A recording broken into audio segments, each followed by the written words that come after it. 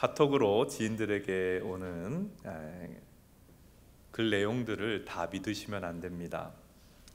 거기에는 가짜 뉴스가 섞여 있기 때문입니다. 올해 연초에 북한 김정은이 죽었다 하는 카톡 내용이 막 돌았어요. 근데 시간이 지나 보니까 가짜 뉴스인 것을 우리가 알게 되었습니다. 가짜 뉴스로 온 나라가 발칵 뒤집혔던 때도 있습니다. 2008년 미국과 자유무역 협정을 체결할 때 당시의 일인데요. 모 방송국에서 미국산 소고기를 먹으면 인간 광우병에 걸릴 수 있다 하는 보도가 방영이 되어서 많은 사람들이 나가서 반대 시위를 하였습니다. 그때 사람들은요, 정말 미국산 소고기를 먹으면 다 죽는다 이렇게 여겼어요. 어떤 여중생은 죽고 싶지 않아요, 엉엉 울면서 시위를 했었습니다. 그런데 그 이후에 지금 한 10몇 년이 지났는데 전 세계적으로 미국산 소고기를 먹고 인간 광우병에 걸린 사람이 한 명도 보고되지 않았어요. 그러니까 가짜 뉴스에 온 국민이 선동을 당했던 것이지요. 이 가짜 뉴스의 피해가 참 많은데요. 그리스도인들에게 있어서는 가짜 뉴스도 피해를 주지만 더 큰 피해를 주는 것이 있습니다. 그것이 무엇인가 하면 가짜 복음입니다. 우리는 복음이 무엇인지를 깨닫고 믿어서 구원을 받습니다. 그런데 가짜 복음은 믿어도 구원을 받지 못하니까 정말 큰 피해를 우리에게 주는 것이라고 할 수가 있습니다. 그런데 안타깝게도 교회를 다니지만은 참 복음이 무엇인지를 모르고 가짜 복음에 현혹되어 있는 사람들이 한국 교회 안에 적지 않게 있습니다. 자, 오늘 우리들은 마태복음 4장 예수님께서 복음을 선포하시는 부분을 우리가 살펴보고 있는데요. 예수님께서는 40일 금식 기도를 마치시고 이제 공생의 사역을 시작하시는데 저 변방의 갈릴리로 가셔서 복음을 전하셨다 이렇게 되어 있습니다. 복음을 전파하다 할 때 복음이란 단어는 헬라어로 유앙겔리온이라고 하는 단어인데요.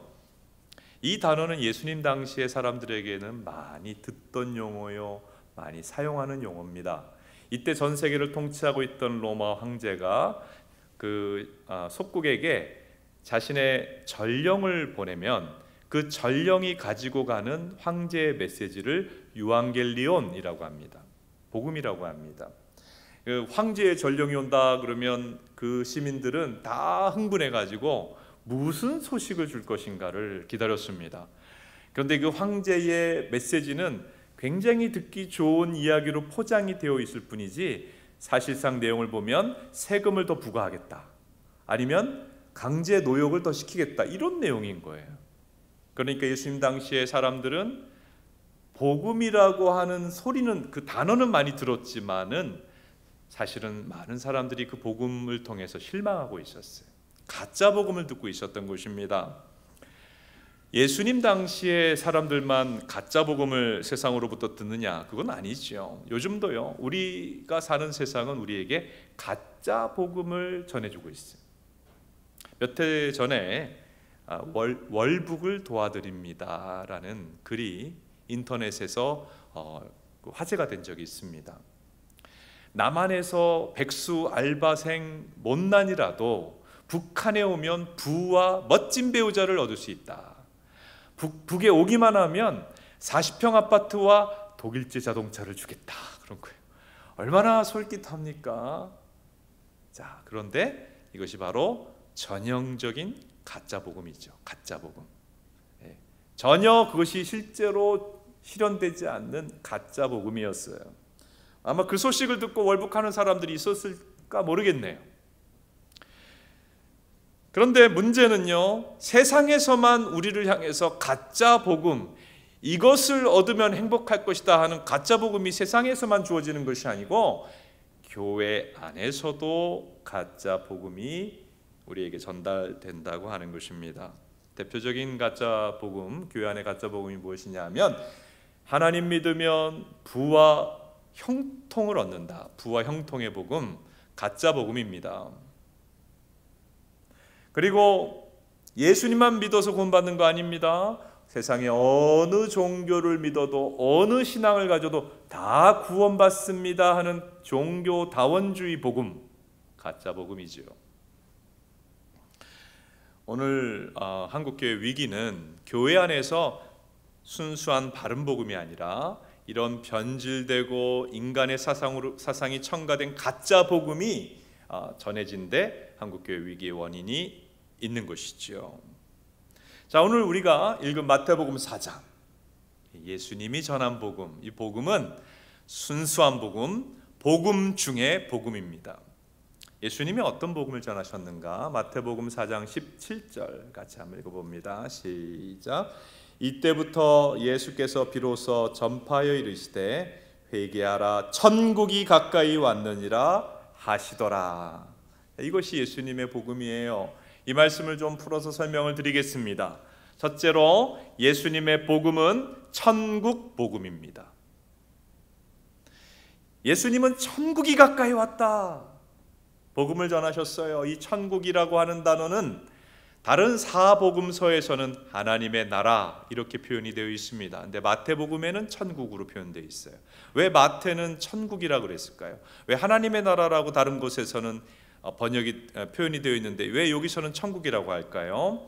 이 마태복음은 유대인들을 위해 기록된 복음입니다. 근데 유대인들은 이 10계명 중 3계명, 여호와의 이름을 망령되이 일컫지 말라라는 계명 때문에 하나님이란 단어를 입으로 내지 않았어요. 그러니까 마태는 이 유대인들을 위해서 복음을 설명할 때 하나님 나라라는 이 예수님의 선포한 말씀을 하늘 나라라고 좀 완곡하게 표현한 거예요. 그러니까 천국 복음이 사실은 하나님 나라 복음이에요. 그리고 이 하늘이라고 하는 표현 자체가 유대인들에게 있어서는 하나님을 표현하는 다른 대명사였습니다. 자, 누가복음 15장 18절을 한번 읽어보겠습니다. 시작. 내가 일어나 아버지께 가서 이르기를 아버지, 내가 하늘과 아버지께 죄를 지었사오니. 이 탕자의 고백은 하늘이 아니라 하나님과 아버지께 죄를 지었다라고 하는 표현이지요. 그러므로 우리가 마태복음에서 천국이라고 하는 단어가 나올 때마다 하나님 나라 이렇게 좀 다른 번역해서 생각을 하면 이해하기가 쉬울 것입니다. 그러니까 천국 복음, 예수님이 전한 천국 복음이 무엇이냐? 하나님 나라 복음이에요. 예수님은 하나님 나라 복음을 전하셨어요. 근데 그 뜻이 무엇일까요? 예수님이 전한 하나님 나라 복음이 무슨 뜻일까요?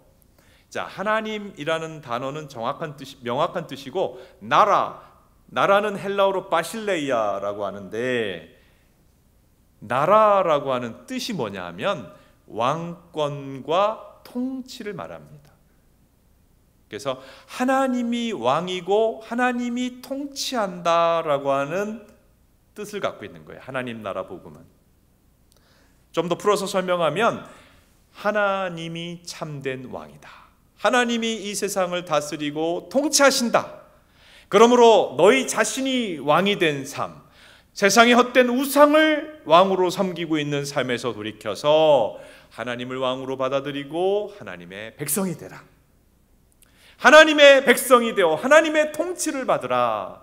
이것이 예수님이 전한 하나님의 나라 복음의 의미입니다. 자, 옆에 있는 분들에게 인사하십시오. 하나님을 왕으로 모시고 하나님의 통치를 받으라. 하나님을 왕으로 모시고 하나님의 통치를 받으라. 이게 예수님이 전한 하나님 나라 천국 복음의 뜻이에요. 여러분, 성경은 뭘 말씀하느냐 하면 이 세상의 어떤 정치 체제나 정치 지도자도 결코 복음이 될 수 없다. 너희가 결혼을 하고 좋은 직장을 가졌느냐? 그것도 복음이 아니다. 돈을 많이 벌거나 높은 지위에 올라가게 되었느냐? 그것도 복음이 아니다. 오직 기쁜 소식, 참된 복음은 왕이신 하나님과 바른 관계를 맺고 하나님을 왕으로 모시고 그분의 통치, 그분의 다스림을 받는 것이다. 하나님 나라 백성이 되는 것만이 복음이요 이 세상의 참된 기쁜 소식이다. 성경은 이렇게 말씀하는 거예요. 여러분 이것을 믿으시기를 바랍니다. 자, 그런데 예수님께서는 하나님 나라 복음을 전하셨을 뿐만 아니라 하나님 나라가 가까이 왔다 그랬어요. 이 가까이 왔다는 것이 무슨 뜻인가 좀 살펴봅니다. 아담과 하와는 하나님을 왕으로 모시기를 거부하고 자신들이 왕이 되고자 선악과를 따먹고 반역을 행했어요. 아담 이후의 인류 역사는 하나님을 왕으로 모시는 것을 거부하고 인간 왕을 세운 반역의 역사예요. 이게 인류의 역사입니다. 그런데 인간이 세운 왕들, 자신들은 영웅을 세웠습니다. 강한 자를 왕으로 세웠습니다. 그런데 세워놓고 보니까 그 사람들도 죄성을 가진 죄인들이네요. 그러니까 세워놓고 보니까 기대감을 갖고 왕을 세웠더니 독재를 합니다. 폭력적입니다. 자기만 아는 자들인 것이에요. 그래서 인류의 역사는 지금까지 인간이 세운 위대한 왕들에 의해서 시달리고 실망해온 역사예요. 그리고 그들은 한낱 피조물에 불과했기 때문에 인간이 갖고 있는, 인류가 갖고 있는 어떤 문제도 근본적으로 해결해 주질 못했어요. 그래서 하나님께서는 이 인류의 안타까운 현실을 보시고 구약 성경을 통해 계속 예언하신 것이 무엇이냐면 참된 왕을 보내겠다는 거예요. 진짜 왕을 내가 세상에 내려보내겠다. 자, 예언의 말씀 중에 하나 대표적인 거 보겠습니다. 이사야 9장 6절입니다. 같이 한번 읽습니다. 시작. 이는 한 아기가 우리에게 낳고 한 아들을 우리에게 주신 바 되었는데 그의 어깨에는 정사를 메었고 그의 이름은 기묘자라 모사라 전능하신 하나님이라 영존하시는 아버지라 평강의 왕이라 할 것입니다. 하나님이 보내는 진짜 왕이 세상에 올 것이다. 이게 구약의 한마디로 요약한 내용이에요. 그 왕이 아기로 이 세상에 온다. 구약 이스라엘 백성들은 오실 왕을 기다렸는데 하나님이 보내시는 왕은 인간 왕과 달리 죄가 없고 완전하다 그랬어요. 하나님께서. 그리고 인간과 같이 무능력하지 아니하고 전능한 왕이라 인류의 문제를 진실로 해결해 줄 것이라고 말씀을 하나님이 말씀하셨어요. 그래서 유대인들은 그 왕을 기다렸어요. 아니, 인류가 진짜 왕을 기다려오지 않았나요? 지금까지 진짜 참된 왕을 기다려온 것이 인류의 마음 아닙니까? 그런데 예수님께서 갈릴리 지역에서 공생의 사역을 시작하면서 제일 처음 선포하신 것은 왕이 왔노라 하는 거예요. 왕이 왔다. 그리고 이제 하나님의 나라가 회복된다. 할렐루야. 여기 하나님 나라가 가까이 왔다 할 때 가까이 오다 엥기켄이라고 하는 헬라어는 앞으로 먼 미래에 이루어질 일을 말하는 것이 아니라 현재 진행되는 동작을 표현하는 헬라어입니다. 자, 마태복음 26장 46, 47절 한번 보겠습니다. 같이 한번 읽어봅니다.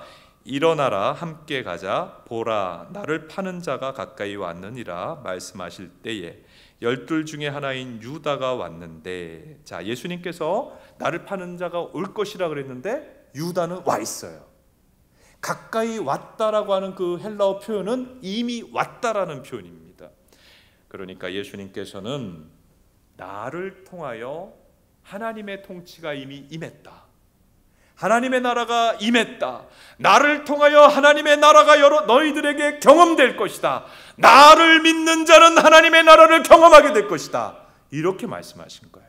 이것이 예수님이 전하신 복음입니다. 여러분, 지금도 예수님이 하나님이요 나의 왕입니다 믿고 고백하는 사람은, 예수님을 왕으로 받아들이는 사람은 하나님의 나라를 지금 현실적으로, 현재적으로 즉시 경험하게 될 줄로 믿으시기 바랍니다. 자, 하나님의 나라, 예수님의 왕되심을 인정하고 하나님의 나라의 통치를 받는 것이 왜 기쁜 소식일까요? 자, 하나님의 통치를 받으면 어떤 일이 일어나게 됩니까? 하나님의 통치를 받으면 어떤 일이 일어나게 됩니까? 먼저 우리가 우리를 얽매고 있던 죄의 사슬에서 벗어나게 됩니다.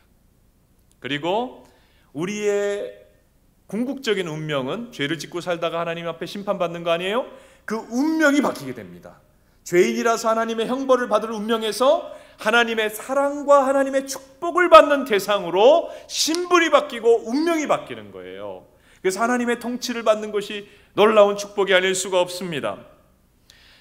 또한 예수님을 왕으로 모시고 그분의 하나님의 통치, 그분의 통치를 받는 사람은 마음의 모든 고통과 인생의 허무에서 벗어나게 됩니다. 인생은 고예요. 고.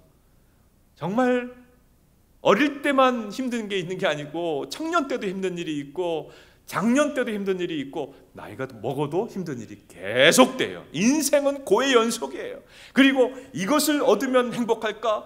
열심히 노력해서 얻어봅니다. 또 저것을 얻으면 행복할까? 열심히 노력해서 얻어봅니다. 얻고 나면 허무해요. 큰 저택을 짓고 행복하려고 했더니 그 집에 들어간 날부터 허무했다는 사람들이 얼마나 많은지 몰라요. 우리 인간의 마음은 우주보다 높습니다. 그래서 이 우주 안에 존재하는 것을 집어넣어서는 채워지지 않아요. 그래서 인생은 고통스럽고 허무한데 예수님을 왕으로 모시고 우주보다 크신 하나님을 우리 마음에 모시고 살아가게 되면 우리의 곤고하고 허무하던 마음이 채워지는 역사가 일어나게 되는 것입니다. 그리고 예수님을 왕으로 모시고 하나님의 통치를 받게 되면 우리가 그동안 해결받지 못했던 내면의 문제, 인생의 문제, 여러 가지 삶의 문제로부터 벗어나게 되며 인생의 방황이 끝이 나는 거예요. 그러니까 하나님의 통치를 받으며 진정한 평안을 얻게 되는 거예요. 하나님의 통치를 받을 때 진정한 만족이 임하게 되는 것입니다. 그러므로 복음이죠. 여러분, 오늘 이 예배를 드리시는 사랑하는 모든 성도들, 예수님을 왕으로 모시고 하나님의 통치를 받으며 이 땅에서도 천국을 경험하는 축복의 주인공이 되시기를 바랍니다. 두 번째, 오늘 예수님이 전한 복음의 뜻입니다. 예수님의 복음은 회개의 복음입니다.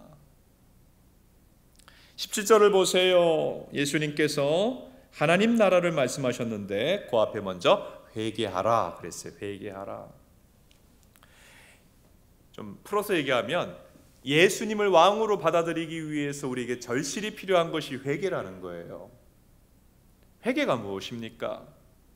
회개는 내 죄를 깨닫고 뉘우치는 것이고 내 죄를 슬퍼하는 것입니다. 그런데 회개를 감정적인 것으로 오해하시면 안 돼요.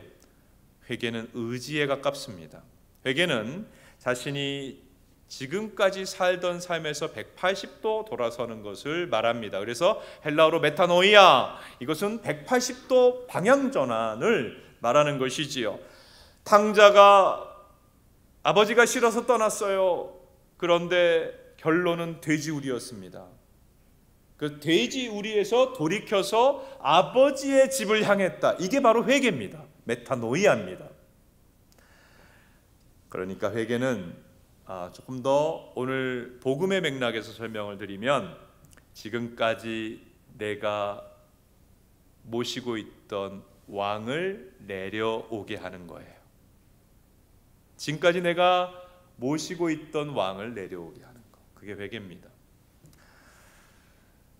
많은 세상 사람들이 신앙을 좀 가져보시죠. 교회 다니시고 하나님 믿어보세요 하면 싫어해요. 왜 그럴까요?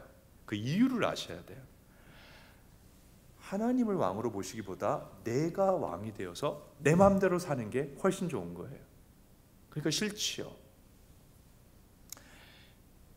하나님을 왕으로 모시는 일은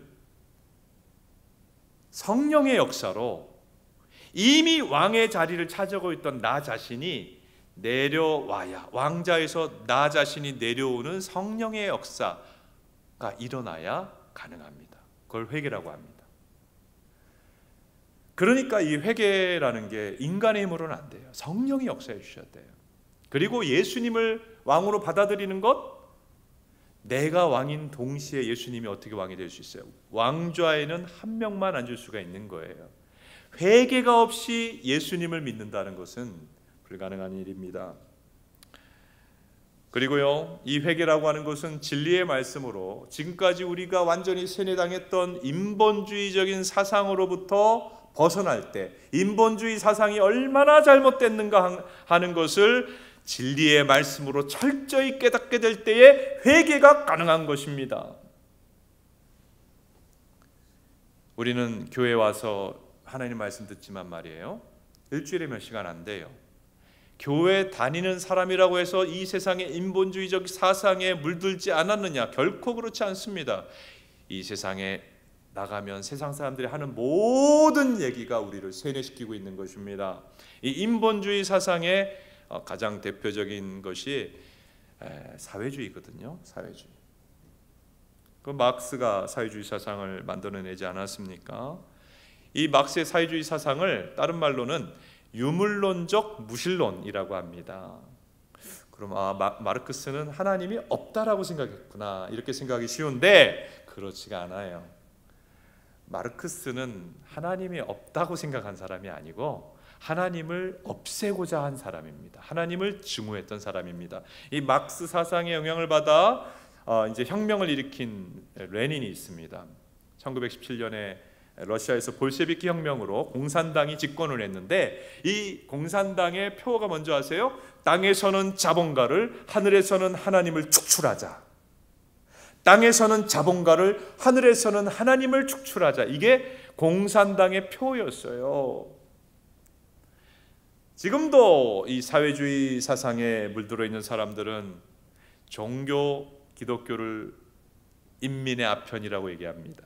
그리고 박멸해야 된다고 생각을 합니다. 그래서 과거 공산당들은 군대를 보내가지고 교회를 폭파시켰고, 현재도 이 사회주의에 물든 사람들은 기독교를 핍박하는 데 앞장서고 있는 것이지요. 이유가 뭡니까? 하나님이 왕 되시는 것이 싫은 거예요. 인간이 우선이고 인간이 왕이 돼야 된다. 이게 그 인본주의적인 막시즘의 핵심 뼈대예요. 그런데 이 고전 막시즘이 계급투쟁을 일으키고 인류 역사를 완전히 흔들어 놓았지만은, 너무 이 공산당이 나중에 보면 독재하고 부패하고 많은 사람 죽이고, 공산주의가 나쁜 거구나 하는 걸 사람들이 알게 되니까 이게 현대로 오면서 사라진 게 아니라 변형됐어요. 막시즘이 변형되어서 문화 막시즘으로 현대에는 자리를 잡게 되었습니다. 문화 막시즘. 문화 막시즘은 이제 아주 세련된 표어를 얘기합니다. 고전 막시스트들은 뭐 하나님을 축출하자, 자본가를 축출하자, 지식인을 없애자, 가진 자를 축출하자 이랬지만, 문화 막시스트들은 뭐라고 얘기하냐면, 여러분 모든 굴레에서 벗어나십시오. 모든 억압을 거부하십시오. 굉장히 설득력 있죠. 그러면서 핵심적으로 현대 막시즘이 뭘 주장하느냐 하면 성해방을 주장하는 거예요. 성혁명, 성해방, 성정치 들어보셨죠? 그래서 인간에게 이 성적 쾌락이 얼마나 중요한지 모른다. 프리섹스를 하라. 일부 다처제를 거부하라. 그리고 결혼제도를 거부하라. 결혼제도가 악이다. 그리고 가정을 파괴하라. 가정을 거부하라.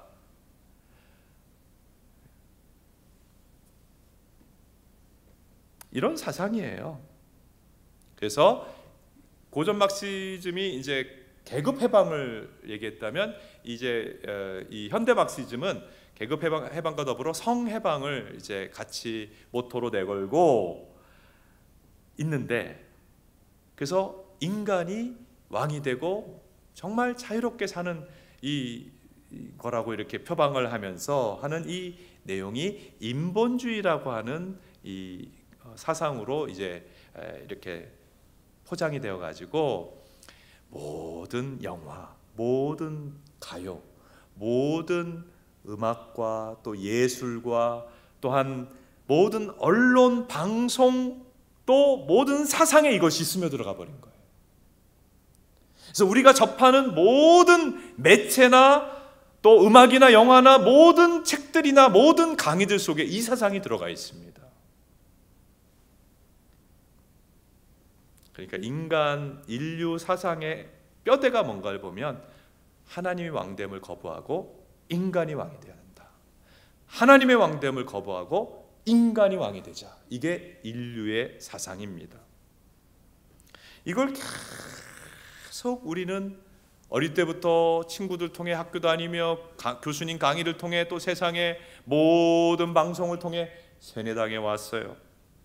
근데 성경은 뭐라고 하느냐 하면 하나님이 아닌데 인간의 마음에서 왕노릇하는 것은 이름하여 우상이라고 합니다. 그리고 예수님이 회개하라는 건 뭘 회개하라는 거예요? 도둑질한 거 회개하라 뭐 그런 부분도 있는데 근본적으로 하나님이 아닌 것을 하나님으로 모신 죄를 회개하라. 너희 마음에 우상을 섬기며 살던 삶에서 돌이켜라. 너희 마음에 하나님이 아닌데 왕이 되고 있는 것을 내려오게 하라. 예수님은 그걸 회개하라고 하신 거예요.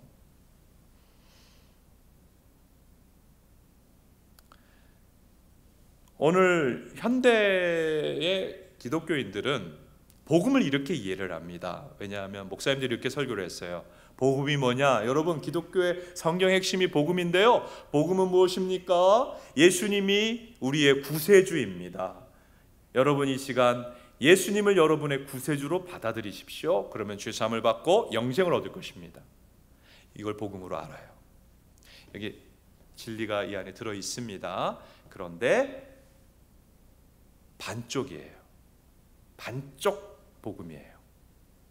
자, 방금 우리가 일반적으로 교회 안에서 듣고 현대 크리스찬들이 알고 있는 이 복음의 내용과 예수님이 전하신 2000년 전에 전하신 이 마태복음 4장 17절의 복음을 딱 비교해 보세요. 똑같아요? 달라요? 뭐가 빠져 있죠? 뭐가 빠져 있습니까? 회개가 빠져 있습니다. 여러분, 예수님은 항상 복음을 전할 때 회개하라고 하셨어요. 회개가 빠진 복음은 복음이 아닙니다. 사마리아의 그 우물가의 그 여인, 5번이나 이혼했던 그 여인에게는 예수님이 그를 사랑하고 그를 구원하기 원하셔서 간음죄를 회개하라, 내 남편을 데려와 봐라 그랬어요. 그리고 부자 청년이 어느 날 예수님께 다가와서 랍비여, 구원을 받고 싶습니다. 얼마나 귀합니까? 복음 전하기 위해서 왔는데 얼마나 좋은 기회입니까? 근데 예수님은 바로 재물 우상을 섬기고 있는 걸 회개하라 그랬어요. 내 재물을 다 팔아서 남에게 주지 않고는 너는 구원받을 수 없다 그랬습니다. 재물 욕심을 회개하라 그랬어요. 그리고 삭개오라고 하는 이 세리장이었던 세무직원이었던 사람, 뭐라고 그랬습니까? 예수님이 만나서 삭개오야, 네가 세금 착복했던 것 회개하라 그랬습니다. 오늘 교회 안에는 회개하지는 않았는데 나는 예수 믿고 있다라고 생각하는 성도들이 있습니다. 그런데 사실은 성경을 가만히 들여다보면 그건 뭔가 속고 있는 거예요. 좀 믿음 생활에 있어서 속고 있는 거예요. 예수님을 왕으로 모시기 위해서는 선결되는 것이 회개입니다. 아니, 이미 내 마음의 왕자에 다른 예수님이 아닌 다른 것이 있는데 그 왕이 내려오지 않고 어떻게 예수님이 왕으로 오실 수 있어요? 그러니까 회개해야만 예수님이 왕으로 오실 수가 있는 거예요. 그러므로 사실은 제가 하나님을 대신해서 여러분에게 묻고 싶습니다. 저는 우리 사랑하는 교우들 모두가 하나님 백성이 되며 하나님의 축복받는 구원받는 백성이 되기를 가장 간절히 원하고 있어요. 근데 제가 그 구원을 위하여 정말 진정한 구원받는 성도가 되기 위해서 저와 여러분이 꼭 스스로 던져야 되는 질문을 드리고자 합니다. 여러분, 회개하셨습니까? 그리고 왕이 바뀌셨습니까? 왕이 바뀌셨습니까? 여러분을 통치하고 있는 존재는 무엇입니까? 혹시 교회 다니고 예수를 믿는다라고 말하지만은 아직 내가 왕이진 않습니까? 돈이 왕이진 않습니까? 세상에 어떤 영웅이 예수님보다 왕이지 않습니까? 어떤 이념이 왕이지 않습니까? 어떤 세상적인 내가 이루고 싶은, 성취하고 싶은 것들이 아직 나의 왕이지 않습니까?